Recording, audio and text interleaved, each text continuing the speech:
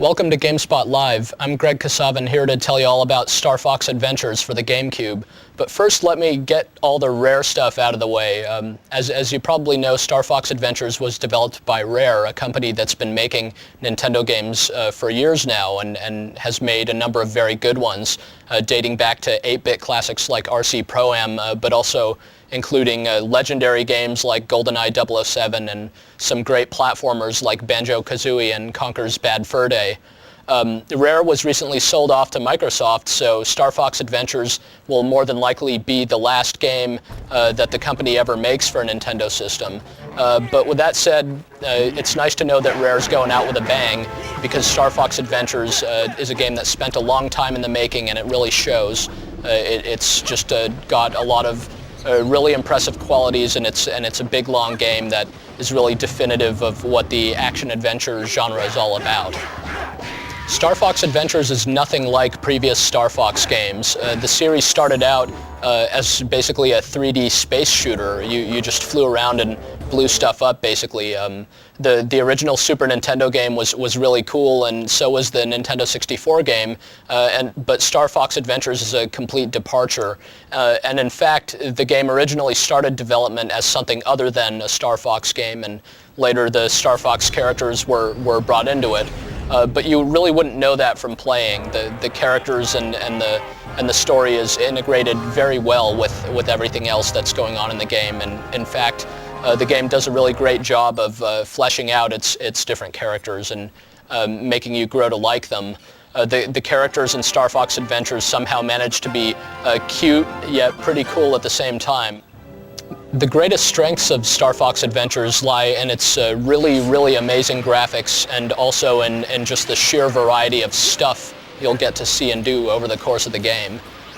For the most part, though, the gameplay is typical of what you'd find in action-adventure games, with you basically running around as Fox through this place called Dinosaur Planet and solving various puzzles and basically trying to figure out where to go next and how to get there.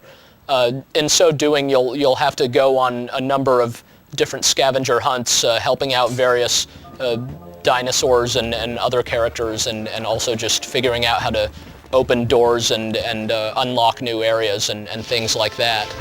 Rare is actually a bit notorious for some of its scavenger hunt style gameplay, and Star Fox Adventures does have some of that. As you go through the game, you'll have to collect all kinds of thingamajigs and whatsits and doodads and what have yous and all kinds of crazy stuff with names you can hardly pronounce, and you don't even know what the stuff is doing for you and everything. You just know that you have to get it to pay someone off or to do something or whatever, and you'll have to run around and look for these things in various different ways through each environment. These tasks are never quite as overbearing as perhaps I just made them sound. But they're really plentiful, and at times the gameplay in Star Fox Adventures can get a little repetitive, or even a lot repetitive. But the good news is soon into the game you'll realize that pretty much just around every next corner there's going to be some kind of surprise that's worth waiting for. It's a game that requires some patience and will require some backtracking and some running around looking for what to do next. But at the same time it's really forgiving and generally doesn't get frustrating. That's because not only are most of the puzzles pretty simple and requiring more in the way of observation than actual kind of thinking or logic, you also have kind of an in-game help system. Fox can contact his buddy Slippy, who's floating off in outer space, apparently just there to figure out what Fox is supposed to do next, and at any given point you could get basically a help screen telling you what exactly you're supposed to do. It might still leave a bit to your imagination, but sometimes the solutions there are very specific, so chances are you're not going to get stuck at any one point in the game for very long. The controls in the game work very well. You basically run Fox around using the left analog stick, and the C stick, the right analog stick, is used to sort through your inventory. Fox has a magic staff that he could use to beat up enemies. The combat system is actually really simple. And beyond that, he can execute kind of a quick evasive roll. And you can also push and hold the Z button to view the surroundings from a first-person angle. The camera stays locked at a fixed distance behind Fox, but at any point you can push the left shoulder button to make it center behind him. In practice, you'll be pushing the left shoulder button a lot to cause the camera to kind of stay at his back. But really, it's a nice compromise between having a fully manual camera and a fully automatic camera, both of which cause lots of problems in other games. It actually works pretty well in Star Fox Adventures. Though the game starts off very, very simple, it does get quite a bit more involved as it goes on, as you gain access to new moves with your magic staff and other new abilities. And also as you're joined by your trusty sidekick, Tricky, who looks like a little Triceratops. He can perform certain other moves, and he'll kind of follow you around and help you solve puzzles. And also during the course of the game, the combat, which starts off simplistic, just gets a little more involved. You'll have to think a bit more about how to defeat your opponents. There's some nice twists you can look forward to throughout the game. For example, there are these sequences that are a great throwback to the classic Star Fox games. You'll be in the good old R-wing, and we'll be flying through kind of these 3D stages and shooting bad guys and flying through rings and the kind of stuff that you had to do in the classic Star Fox games.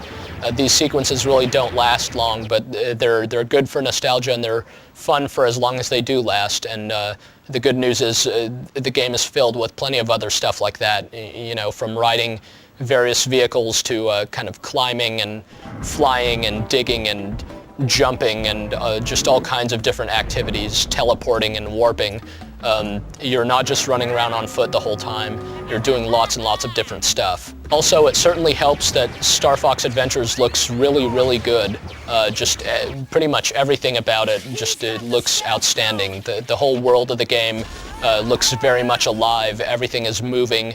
There are lots of little animals scurrying about and things to catch your eye and just little details that you can see everywhere. It's amazing that a game with this much detail in every scene is actually as long as it is. There are about more than a dozen different stages to go through, and they just all look dramatically different, have different looking characters inhabiting them, and yet you can pass through from one to the next pretty much almost seamlessly. The game has next to no loading times in it. Star Fox Adventures isn't a flat-out action game, and it's not even a platformer.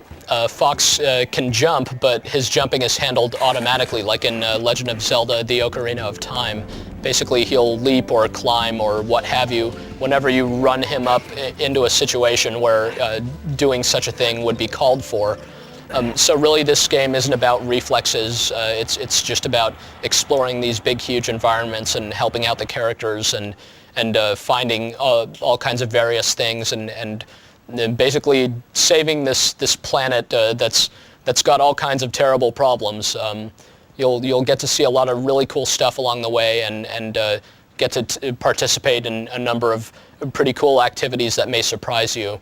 So even though Star Fox Adventures is sort of a by-the-book action-adventure game, it's also a definitive example of what this genre can do. It's a big, long game with just lots to see and lots to do, and so if that sounds up your alley, then by all means check it out.